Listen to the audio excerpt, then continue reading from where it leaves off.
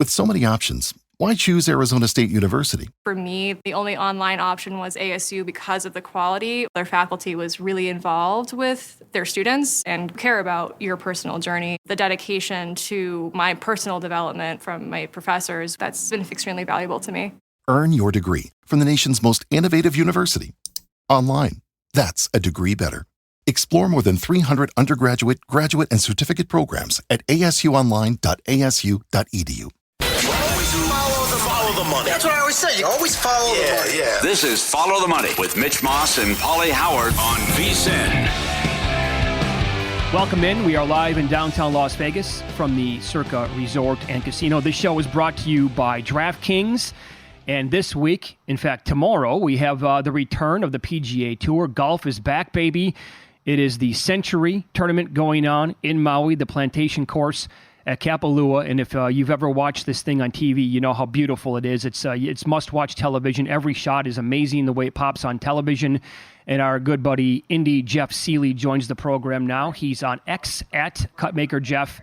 The podcast, the Cutmaker podcast, is going to make its return next week. Good morning, pal. How you been? Hey, fellas, great. I'm coming to you from beautiful Florida. I had the chance to play the Concession yesterday, which is the most difficult golf course in Florida, and it proved to be so yesterday. It was a lot of fun, but looking forward to getting back in the swing of the PGA season here. Very cool. Well, let's begin with this. And you called this. You were texting both of us a while back saying, I'd love to be able to bet Rahm goes to live. And people weren't buying it, and here you go. He made the move.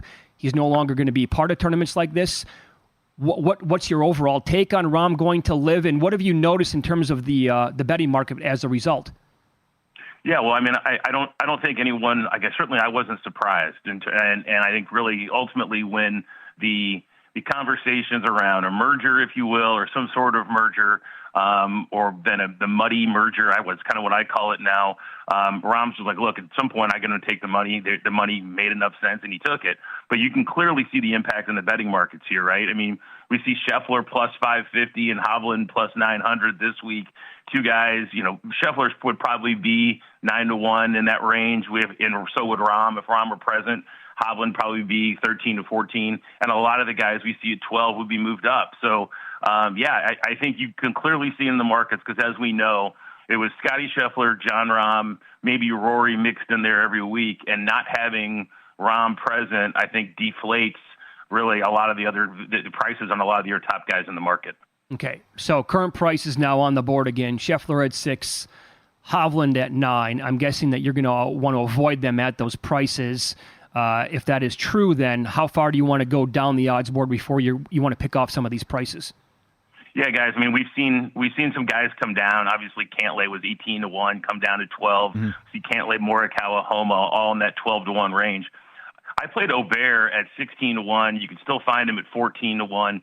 And I played him in matchups where I could get plus money against anyone not named Scotty Scheffler. You could find him as high as plus 120 against Morikawa, plus 140 against Cantlay, which I really love, and plus 109 against Homa. His form's incredible, guys. He won the RSM last time out, which was not the strongest of fields, but he shot 61-61 in the final two rounds. Like, I don't care who you are or what course you're playing, that's outstanding.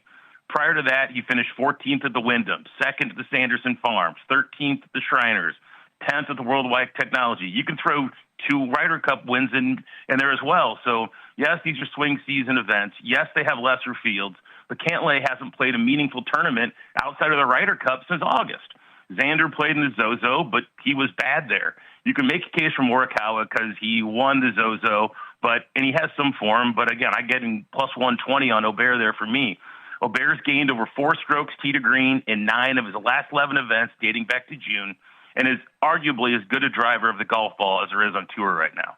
The greens will be slow, putting will be very easy, nullifying perhaps his biggest weaknesses, and in a tournament where you have to make lots of birdies. Remember here, guys, a few years ago, 35 under won this tournament. You have to make lots of birdies. Give me the guy with the highest birdie percentage in the field over the last 24 rounds. That's Aubert. You mentioned the movement on Cantlay, and Jeff Sherman put me on him. Why you were anti-Cantlay? Honestly, because he hasn't played. I mean, he has not played since August in a meaningful tournament outside the Ryder Cup. So, you give me a guy who's been playing recently and playing well in relevant events against a guy who's, I'm sure Cantlay's been hitting balls and playing with his friends, but he hasn't played anything really of meaning in at least 3 months. Okay. So I've heard others, and you brought that up. Yeah, people are making the case for Morikawa. I've seen people make the case for Max Homa. Others are making the case for Tom Kim. Do you want to grab either one of those guys on the outrights or any other markets, or do you want to slide down a little bit and get into the range of like 50-1 here in the tournament? Yeah, guys, no, that's definitely where I want to go, because I think the strategy I'm using is playing guys 50-1 plus. And then I was talking to the caddy on the golf course about this very thing yesterday. He was like, well, how do you bet this? And you take a guy like Eric Cole. I'm on Eric Cole this week. I played Eric Cole half a unit top 20, third of a unit top 10, 0.2 of a unit top 5, and then 1/10 of a unit to win. So Eric Cole this week, if he finishes top 20, we break even. If he finishes top 10, we win 1.5 units and so on. I mentioned Eric Cole. I mentioned birdie or better percentage. Eric Cole's second in the field in the last 24 rounds in birdie or better percentage. His last 5 events, Cole's finished top 5 in 4 of his last 5 events. Yes, these are swing field events, but 4 out of your last 5 events, top 5 is fantastic form, particularly against guys like Cantlay, who I mentioned, who has played very little. We can very easily see another top 10 from Cole this week, despite the strength of the field. And given his form, if he does that, anything else is gravy. JT Poston, very similar to Cole in a lot of ways. I bet him the same way. If he finishes top 20, we book a profit. Poston is 70-1. He's 6th in this field, birdie or better percentage over his last 24 rounds. Has an impressive run the last 6 months where he has 5 top 10s in his last 9 events. He's 2nd on the field in approach and 12th in putting, and has gained at least 3 shots on putting and approach in 4 of his last 7 events. Form is great. Price is there. I like JT Poston as well at 70-1. Okay, there's another guy on the board that we haven't talked about yet, and it's Follow the Money here on VSiN, the Sports Betting Network. Our guest, Indy Jeff Sealey. You can follow him on X. He's at CutmakerJeff. And you've given this guy out in the past. He has won in the past when you've done so. I want to say, Jeff, Sepp Straka was as high as 90-1 when you gave him out as a winner. Is that in the ballpark of what he was at? And you like him again this week? Yeah, and guys, I bet him he's 300-1 to win the Masters. I mean, I bet him the Waste Management at 120-1. And I still contend Sepp Straka is the most underrated player on the PGA Tour. He's 60-1 this week, but in his last 50 events, Straka has 2 wins. He has 5 top 5s and 3 more top 10s. I mean, how many players on tour have 2 wins in their last 50 events? Very few. He was a Ryder Cup team team member on the European team that won. He has a 20% top 10 rate in his last 50 tournaments. He is. I think Sepp Straka is. He's a Georgia guy. The vein of Kisner and Henley, and we all know all the great Georgia golfers. He's a guy I know that can go low, and it's 60-1 this week. I think this price warrants an investment. And frankly, anytime you see Sepp Straka at 60-1 or higher, he's definitely a play. For sure, top 20. Like, we just saw him at the Hero World Challenge. He just took second. That field was absolutely loaded, and Straka took second. This is a guy who's gaining confidence every week. I still contend is super underrated. And at like 300-1 to win the Masters, you put $20 on it or something. Over 100-1 at the Waste Management coming up. I love him at that opportunity. Again, I think Sepp Straka is continuously underrated. We're going to continue to bet him, and we're going to continue to profit. What's the lowest that you would go for him to finish top 20? Because I'm seeing a big-time difference in the market. I see as high as plus 165 and as low as plus 130 to finish top 20. Yeah, I would say plus 140 or so. So I think is a fair number. Yeah, you shop around to find that plus 140 or better. I'd take it. And yeah, he could. Yeah, but keep in mind, this is a no-cut event too. So Straka's a guy who literally always has at least one really good round in him. And so he's a guy, frankly, if he struggles after the first round and you can get him, say, 3-1 top 20 or something, I would add more. Because I know I can trust Sepp Straka, especially on a course that's gettable, to get hot and shoot a 61 one round or something. I just trust him to do that. I think he'll be in the conversation, and certainly top 20 by the time it's all said and done. Very good. And your biggest matchups then this week would be the ones that you mentioned with Aubert going against those plus prices against the golfers that are on the board? That's exactly right, guys. Okay. Yeah, I mean, I'm either going to be completely right or completely wrong, but I feel good about the spot. Morikawa is the only guy I worry about a little bit, but I really like him at plus money against those matchups, other than Scheffler. Oh, man, it's so good to have it back. I love betting on the sport. Love talking to you, man. Thanks so much. Happy New Year. We appreciate it. Thanks, fellas. You too. Take care. There you go. He's on X at Cupmaker Jeff. Very excited to have golf back. Yeah. Great with Thursday, Friday. I played Cantley. That's about it. What else? Did you do anything else? That's the guy that I landed on. Cantley? I got him at Okay. 16-1. Yeah, all right. So I'm probably going to add some of the stuff that he just broke down right now for sure. I mean, he had excellent analysis on that. And the Straka stuff, too. I mean, the guy's been on him a lot. And when he gives him out and he's adamant about this, he hits at 90-1. He's like, oh, what am I missing here? Why am I higher on this guy than like everybody else? And he's a proven winner, and he consistently finishes like really well in these tournaments. Mm-hmm. So that's my one of my New Year's resolutions is to bet even more golf this year. Every tournament for sure. Well, the markets are incredible. But definitely offered. And now here in Las Vegas, we're starting to catch up to where we can get the top fives, the first round leaders every single tournament, the top tens. There was a long time where it wasn't available, but now with all that stuff on the betting board here in town, absolutely going to be on board with this sport.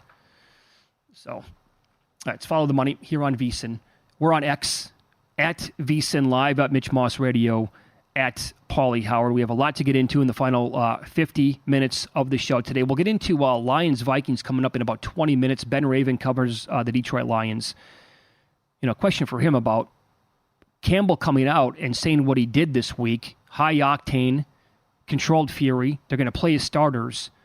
But yet money all week long now on, specifically like yesterday into this morning on the Vikings, down to 3 here with Detroit.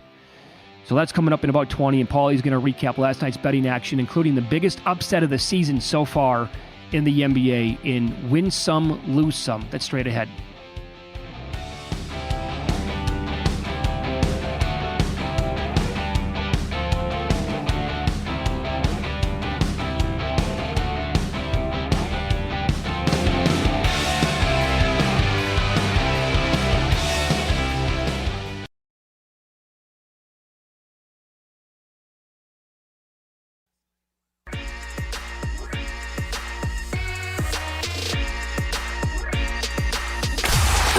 Last night? Wow, winning. Or was it a rough one? Well, they can't all be winners, can they? Loser! You're a loser! Pauly Howard recaps the night in sports betting in Win Some, Lose Some. Hell of a run for favorites in the NHL. Last night in hockey, favorites went 9-4. Saturday, they went 8-1. Sunday, they went 8-0. Sick run for favorites in the NHL, though Montreal did upset Dallas last night, plus 240. And there has been, I got to do a better job with this, there have been 2 ATM bets for about a month in the NHL. It's Ottawa on the road and Dallas at home. Goal in the first 10. Ottawa, 13 in a row on the road, yes. And it took 2 minutes last night in Vancouver, which was 5-0 at the end of the first period, by the way. Hurricanes 12 of 13, and the Dallas Stars 9 of 10 at home. First period over, goal in the first 10, everything with Dallas. Dallas Stars are excellent and have been now for a long time at going over 1.5 goals in the first period. Yeah. Happened again last night. That was 2-1 at the end of the first period. They scored, I think, 2 minutes into the game. And Jonathan Davis does a great job following the NHL. He always tweets. Just check him out on Twitter. The Winnipeg Jets have held their opponents under their team total of 2.5. 13 of 14 and 18 of 21. Wow. Great job by the Jets. And Mitch mentioned it, the biggest upset last night of the NBA season. The Hornets were catching 15.5 in Sacramento and won. 8-1 on the money line. Subscribe, be part of the team, VSiN.com. Our radio and podcast friends, you always want to see these tweets and videos. Let's go to the suburbs, the brand new Durango Resort. A gal was playing Super Hot Roll. You ever play it? I have not. Okay. It's similar to Ultimate X. Is it fun? But it can be. like this. Yeah, right. You have to have one of these. When they deal you the cards with your video poker hand, they'll roll the dice, and it could come out and you get a multiplier. And here the gal got a royal 9 times for 50 cents. She won $18,000 on a $15 bet. There it is. You see it on the bottom. She held 30 the royal and she got it. And you see the multiplier there in the bottom left as it's super hot roll. There you go. They got it all. I love this. This is so good. This is just what I did not need to know this information. Okay. All right. This is so good. These dog videos every day. And oh, boy, look at this guy. And the award goes to another Oscar nominee. He keeps doing it, right? Trying to get the nail trim. Oh, and then down. No, look at is that a dog or a cat? Is that a cat in the back? Or just like, I don't believe this. Is this surreal. a loop or is this like 3 or 4 times? No, it keeps doing it, right? Let's go again. And, no. No, I can't. I got it. She's trying to trim his nails, and every time back down. No, I can't take it. No, I'm fainting. No, you're not. Oh, the pain. Oh, I can't. Over and over and over again. And I think it's a cat in the background, but he doesn't know what to make. No, it doesn't even. Sure, it's like, give me a break, will you? Who is this, Meryl Streep here? Bobby De Niro? That's unbelievable. Great video, and the award goes to, look at this. Thanks to the people that sent this in yesterday. The owner goes into the porta potty, and he's fishing, and there's the arrow showing the fish. And the dog here's like, oh, wait a second, I got something. And he sees the fish, and he's got the fish on the line. So then the dog runs over and trying to tell the owner, hey, where'd you go? I got hurry up. Yeah, I got something here. And he's looking, he's like, yeah, I got the fish here on the pole. And he's trying to reel it in. The pole's like falling in the water. Right, and look at the dog. He grabs the fishing rod, pole, whatever, and then he's trying to look at him. He grabs it here, eventually puts it in its mouth, and he's great. Let me get this fish in here. And he's trying to, the dog catches a fish. And the guy comes out of the porta potty. Imagine his surprise. Right. And look at the dog continues to pull on it, but I got something here, right? Like, come on, buddy. I got a fish. I got lunch. Comes running out. He's like, wait, you got the pole? Oh, that is so good. The only thing more impressive would have been, I got a little disappointed. The dog should have reeled it in. Right. But how smart, right? He knew what was going on the whole time. Hey, I got something here. Come on, little help. I love dogs so much. Oh, man. Yep. Look at this. Who knew? The take flight with the great white. Oh! They can leap out of water at 25 miles per hour. And look at this video coming up here where he's coming in where he wants some snack and wants some food. Oh, wow. You're going to need a bigger boat. No kidding. That is Jaws. What an impressive video. What is that, a 360, 180 coming in? What, all the way down to grab? Wow. Oh, never stops. One lose some. You called this. I can't believe it. Billboards all over Detroit yesterday. Decker reported. And crossing it out with the wins that saying, hey, we should have won that game. The officials robbed us. Brad Allen is on the Ravens-Steelers game. And the NFL came out and sent video to all the teams around the league saying, work on your communication, and here's the right way or the best way so there's no confusion on how. They sent out a video that was 1:45 with instructions to all the teams, and the media got. Yeah. It was leaked to the media. They sent it out. I told you, they're Teflon. Nothing affects them. It's Walt Anderson on the video, too. What did I say on Monday? Official. I mean, they are blaming the Lions. Yes, they are. They're doubling down on everything. And Brad Allen completely lied, butchered his job. You know, there's also a report from the NFL Network that Dan Campbell pulled Brad Allen aside before the game. Not just Brad Allen. And said, here's what we're going to do. It is unbelievable that the league is doing this and siding with Brad Allen and blame, like John Perry did. Ridiculous. Yep. And blaming the Lions and siding with Brad Allen for the debacles. Paul, there is absolutely zero accountability for this. So I hope Brad Allen just goes sideways for him again on Saturday. Yeah. Why wouldn't it? It's just continue. Yep, sure. Primetime games, standalone games, it's been a disaster. The missed PI on Scantling was enough. Nope, not for the league. Now this is 100 times worse. No, He's going to be on another game, and you know what? The lines were wrong. Here's the memo, teams across the league. Clean it up. All right, championship game on Monday. I saw Nick Bogdanovich on with Matt Humans. He makes the game pick 'em. He likes the dog, and Washington continues to win games when they're underdogs. Become a VSiN Pro subscriber. Intro offer $9.99. Get every play, every host, every guest. And the betting splits let you see where the money and bets are moving every game and get the preview for the national title game. VSiN.com/subscribe. Sign up, $9.99. Become part of the team. VSiN.com/subscribe. There you go. Great job, guys. Thank you. You see the story where there was a small plane stolen from a North Las Vegas airport. It landed in the desert near Barstow, California, which, for those of you who don't know where Barstow is, it is in the middle of absolutely nowhere when you're driving from Las Vegas. It's where the drugs take hold. To Los Angeles, that's exactly right, or vice versa. The guy, there was a series of burglaries in 1 week, and the guy around Christmas time, they think is the same cult. He's 40 years old. When they got the plane, there was a half a joint and a bunch of like empty beer cans and bottles in the plane. So this guy was breaking into wherever this plane was at, into this plane and other like planes. I don't know if it was in a hangar. It could not have been. It must have been out like in a field somewhere. And he just took off? And he got in the plane, was drinking evidently, and beyond that, flew it to Barstow, landed in the desert. Oh, my God. Now, I've heard of a lot of crazy things happening when you've had... What? What's the plan? How do you get home? I mean, that was... Well, imagine when the buzz wore off, too. Imagine when he lands. What have I done? Yeah, where am I at? What happened? We'll wake up from that one? I didn't think this through. Boy, oh boy. I've done a lot of stupid stuff, but I never felt like, hey, I'm drunk. I'm going to go get a plane. Here's an idea. Yeah. Like, what level of intoxicated are you when you actually make that decision, break in, and then you take... How about... Is he a former pilot? How many people know how to hop into a plane after breaking in and, I'll fly this for an hour or two? The guy has to know what he's doing a little bit. A rogue pilot. We're on a bad run here. What's going on in this city?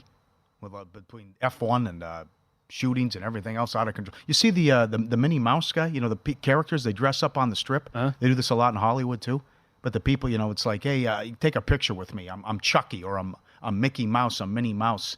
The guy was having a smoke break and he had the hat off, and the kids are walking by. He's got the outfit on, but he had the hat off, right? So he's sitting there, just some old regular guy, right? And he's like, I thought you were Minnie Mouse. Oh, is there the picture? Is this the plane? That's the plane right there. There it was. Oh, good find. They have it ready to go? Oh, man. Landed it in the middle of the desert near Barstow. Who can do that? Look at this stuff. Oh, there it is. Inside, empty Modelo cans. I got a can of Coke, right? Wash it down, right? Yeah. Little chaser. Oh, bananas. That's remarkable. Oh. Stunning stuff. I'll tell you, what movie comes to mind is Midnight Run. Yeah. When, was it Charles Grodin? Jumps in the plane, he knows it, and Robert De Niro's tracking him down. I'm glad you brought it up. Remember DiCaprio? What a movie. What's Catch Me If You Can. No.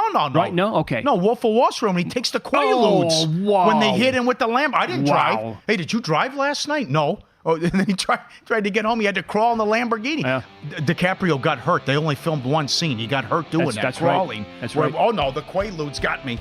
And then he has to get home somehow because they got him. Oh, that movie is so good. That movie is 3 hours of bedlam and pandemonium. So if Campbell's going to play starters, why the line move against the Lions yesterday?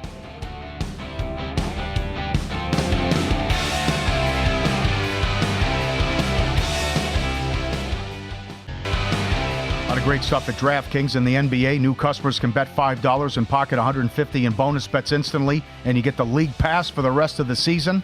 Check out all the futures and the props and all the MVP stuff that we've talked about with SGA and the Thunder. Download the app, use promo code VSiN when you sign up. DraftKings Sportsbook, the crown is yours. The Lions are down to a 3-point favorite now at home against Minnesota coming up this week, and Ben Raven joins the program now. He covers the Lions, has for a long time. His podcast is called The Dungeon of Doom, which has to be one of the best podcast names anywhere, and you can get it wherever you listen to your podcasts. Ben, thanks for the time today. How are you? Hey, I'm doing all right. It's been a pretty whirlwind week, no doubt. It's just started, but I'm doing all right. Before we get into Campbell's comments, how he's approaching this game and that line move down to 3, I wanted to start off by asking you, like, with the Wolverines playing for the national title next Monday, like for the fans there in that state, what's the pecking order here of like Michigan winning a national title compared to the Lions, like, I don't know, winning a playoff game or making a run here in the NFC? the Lions, I got to give the Lions the top spot of the pecking order there just because, Michigan fans, I know it was a rough 15, 16-year stretch. They've experienced success before. I'm old enough to remember that 97, 98 magical season, but it's been 30 years since the Lions hosted a playoff game. It's been 30 years since the Lions won a playoff game like this. And that's the whole state. Like, there's a passionate Michigan State fan base in there, too, that doesn't give a heck about Michigan winning the national title. But I'll tell you, it's Lions by a country mile on that top spot. I mean, it's been an unbelievable season to be followed around and asked questions and tweeted at by that fan base. It's been more interaction, more excitement, more packed stadiums than I've seen in my 5 years on the beat. Okay, so you were there Monday, and Campbell said all the right things, and the great comment, I'm controlled fury.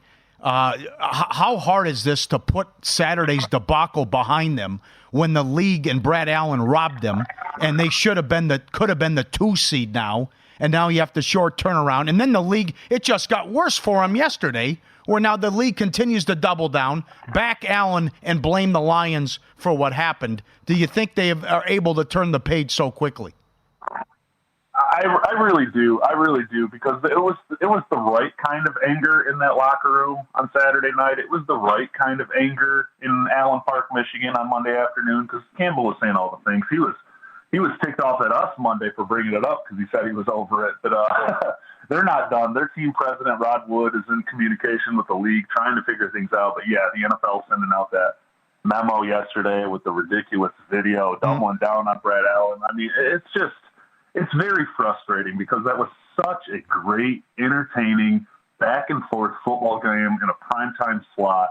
The Lions execute and call a play to such perfection that it's tricked the officials so badly that the NFL has to, I don't know.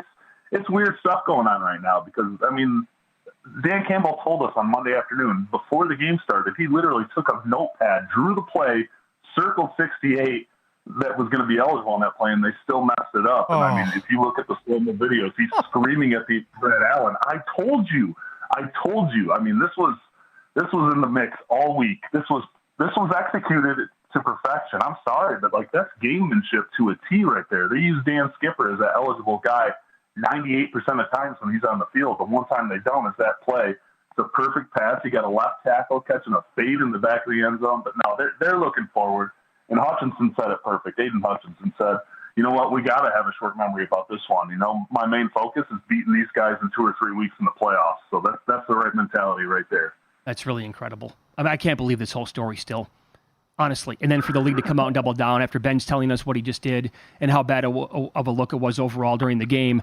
So then Campbell also said, I'm a high-octane guy. I have controlled fury. I'm playing my guys. Well, they got as high as a 6-point favorite this week against Minnesota. And a lot of times when there's a big point spread move, like the betting market knows, like beforehand, before the news actually comes out, it went the other way. Now they're down to a 3-point favorite. Do you think that's because the betting market thinks that he's not really telling the full truth? They might only play a half?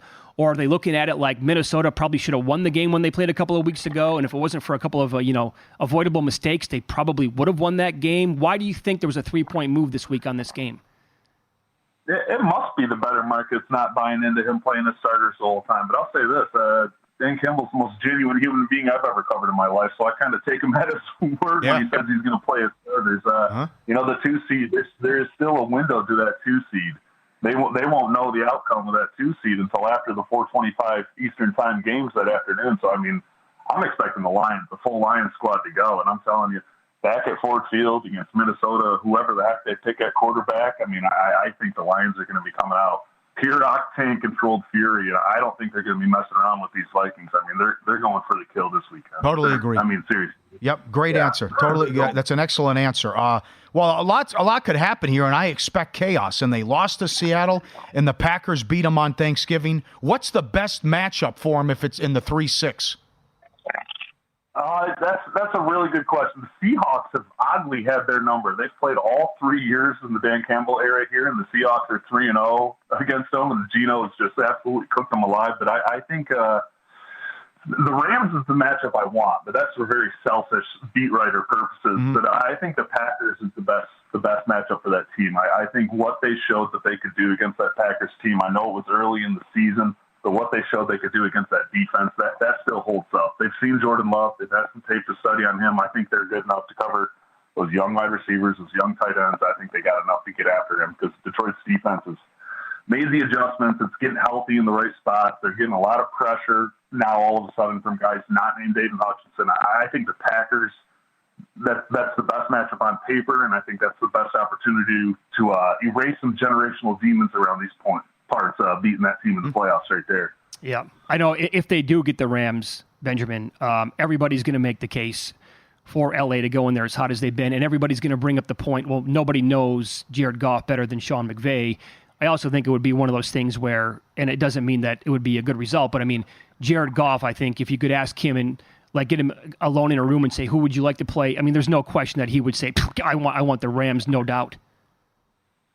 I think so, too. I really think so, too. I think everybody involved in that situation wants each other. I think if Matthew Stafford would never publicly admit it either, but I think if you could give him a chance to go anywhere, it'd be like, yeah, let's go back to Detroit for sure. So I'm really, really hoping to see that game in the first round. I think that would be a guaranteed ticket for that Monday night playoff spot that week, too. But, yeah, I think on paper the Packers are the best matchup just because the Seahawks have really had the Lions number with those talented two wide receivers. What's your level of concern with the defense and how it's gone down the stretch? And they actually played well Saturday. I mean, the big play, that could have been a safety, and it turned into a 90-yard touchdown to Lamb, but they played well against Dallas. But Mullins threw for 400 on them. What's your level of concern if you're taking on Stafford or a good offense?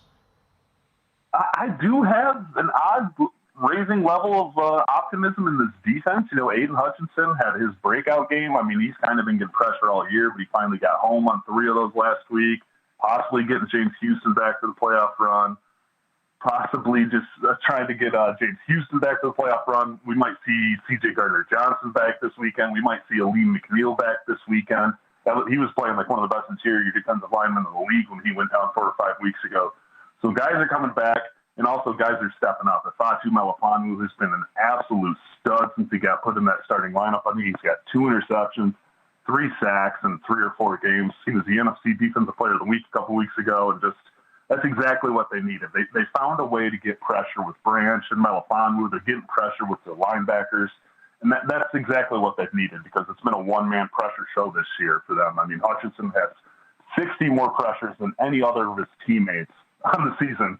The second teammate on that list is McNeil, who hasn't played in 4 or 5 weeks. So it's like, what they're doing now, exactly. They're finding ways to fill those gaps, and now they're finally getting some of those guys back. So I do think they've got the Rams. What the Rams have done this year has been impressive. I think Stafford belongs in the MVP conversation, but they are doing this with a college all-star team with Aaron Donald, Matthew Stafford, and Cooper Kupp, and that's nothing against the guys that have broke out. But like when I look at those rosters, it's like, man, the Lions should be able to beat up on that offensive line. I'm sorry, but they should be able to get to Stafford. I do have some confidence, at least in the lower tier of NFC playoff teams. I think the Lions defense is kind of built to shut up the run and get after the passer. So in about 45 seconds here, then, realistically speaking, with the NFC, I mean, it's not great at the top, obviously. Or, I'm sorry, beyond the top teams. It's not really that deep this year as a conference. What are we talking about for a potential run for the Lions here? Yeah, I think, we'll see what happens. Obviously, getting a 3 seed hurts their chances, but I think if they can win the wild card game, and I think if they can get to Dallas in the divisional round, this team will be playing in the NFC title game. I really do that. If this team gets another shot at the Cowboys, they're going to take them down, no matter where it is. And that's where my confidence is. I think if they see a 49ers or Eagles team, it's going to be the end of their season. So that's kind of the way I feel. I think Lions are better than the bottom of that NFC, should be able to take care of business. If they get the Cowboys, I think they'll get to the NFC title game. But if they run into the Eagles or 49ers, it's night over. They're not there yet. There you go. You can follow Ben on X. He's at Benjamin S. Raven, and his podcast is called the Dungeon of Doom podcast, which you can get wherever you get your podcast. Thanks so much for the time today, Ben. We appreciate that. Hey, thank you, guys. Have a great one. Yep. You too. Thanks, Ben. Up next, In Pocket Plays here on Follow the Money. It's VSiN, the Sports Betting Network.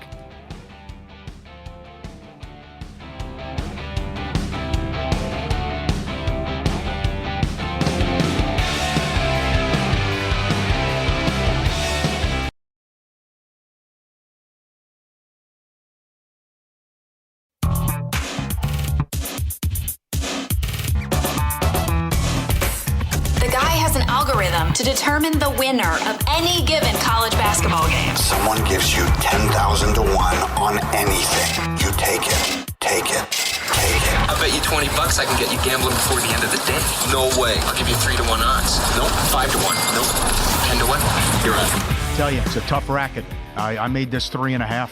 I mean, the run that Brighton's been on, especially to start the year, they were involved in so many high-scoring games, but West Ham yesterday, nothing. Nothing going on. 2.5 over -170. That's a loser. Adding more on the Bengals. Now it's up to 6. Bet laid 4.5 earlier in the week, and now up to 6, and I recommend it again. Zach Taylor. We're going to try to win. We want to win by any means necessary. It's also been more than 20 years since the Bengals went winless in the division. They would go 0-6 in the division with a loss Sunday.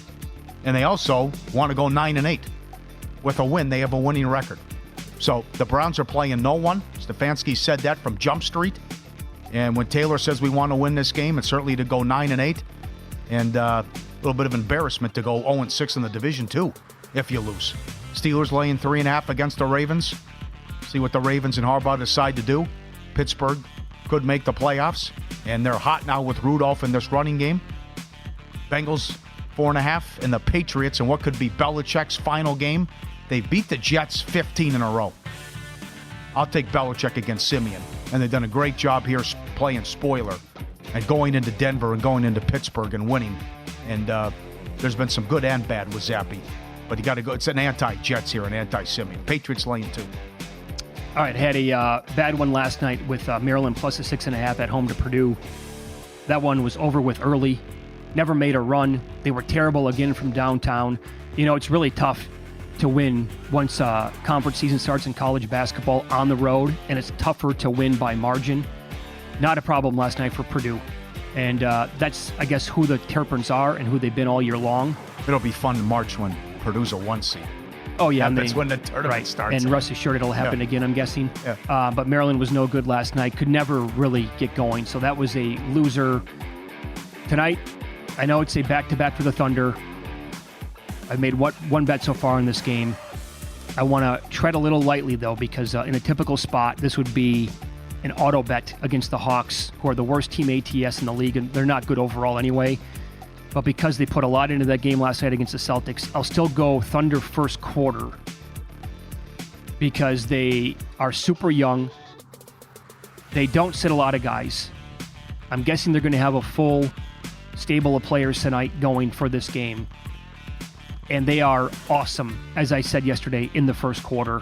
I'll lay a half a point, go -105. That's the one bet that I have so far on that game today. Before you make your next bet, visit vsin.com. Check the current betting splits data. Want to know where the money and bets are moving, NFL or bowl game? It's updated with DraftKings odds every 5 minutes, so you can see changes in all the action. Find out where the public's betting based on the number of tickets and where the money doesn't match the public opinion.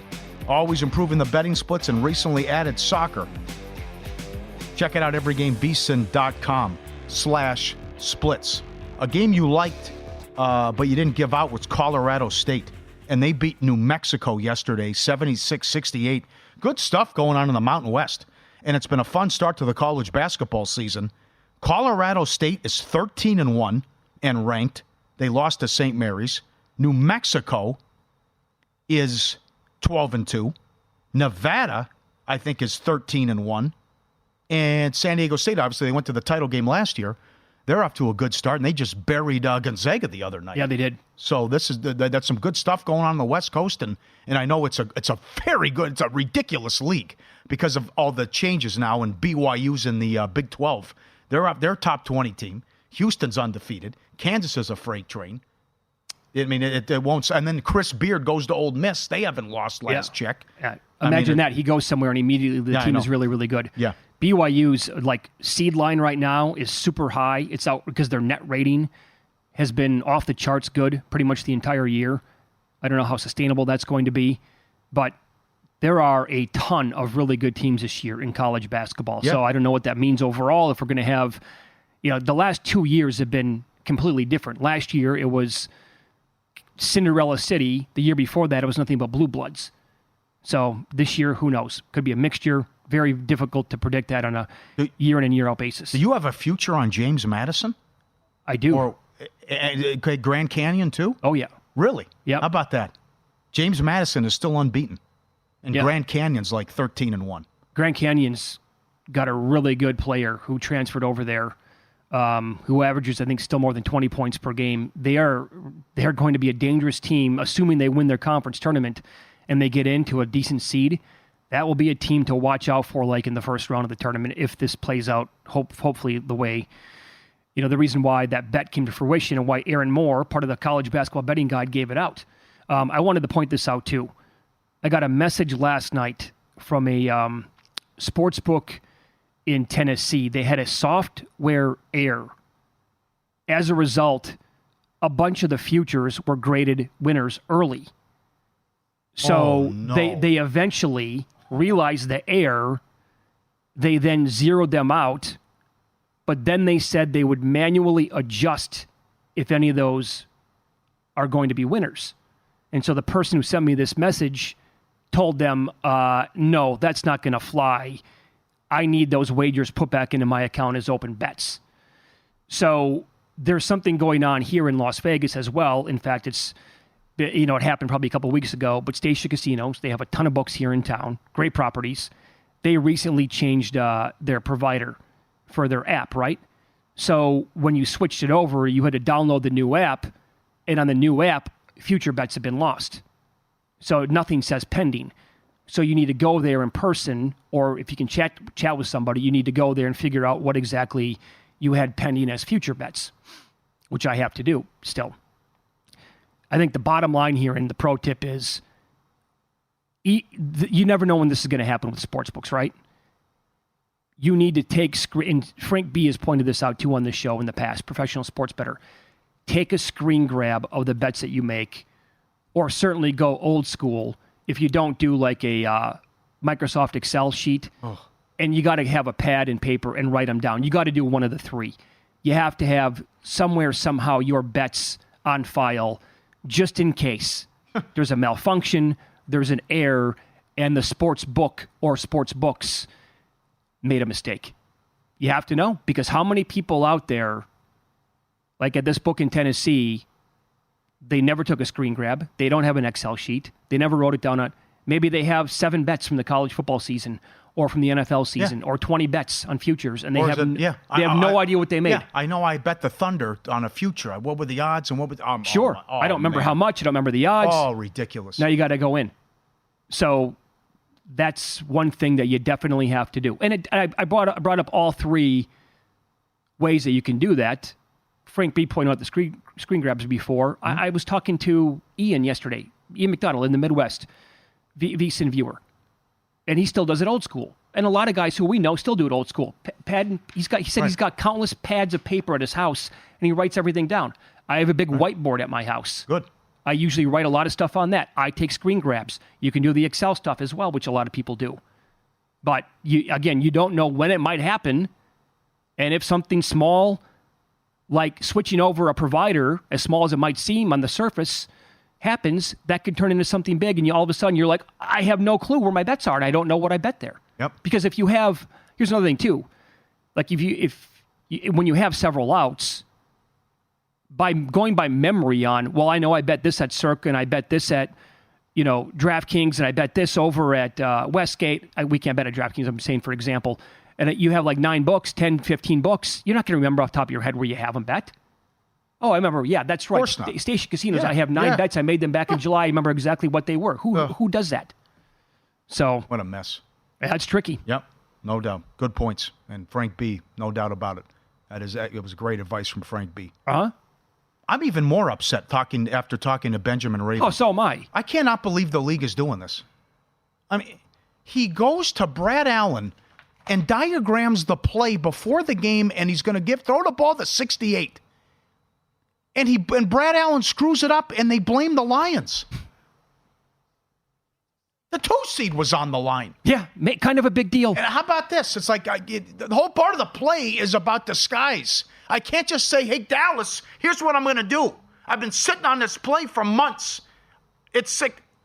We got you in the perfect spot. Oh, my God. If it was ever going to come down in a big spot for a 2-point play, this is the one I've known about for months now. This is infuriating. The arrogance of this league. Yeah. And to come out and then with that dope Walt Anderson, to come out and send the other teams around the league a video about, hey, you don't want to confuse people here, but how about Brad Allen's incompetent? How about that? He never looked at 68. He's looking at 70 the whole time. He wasn't listening, got it wrong. Oh, my God. They are so condescending that it's just mind-boggling. And again, they get away with it because nothing's going to happen. Nothing. And the ratings for the games moving forward are going to be absolutely enormous anyway.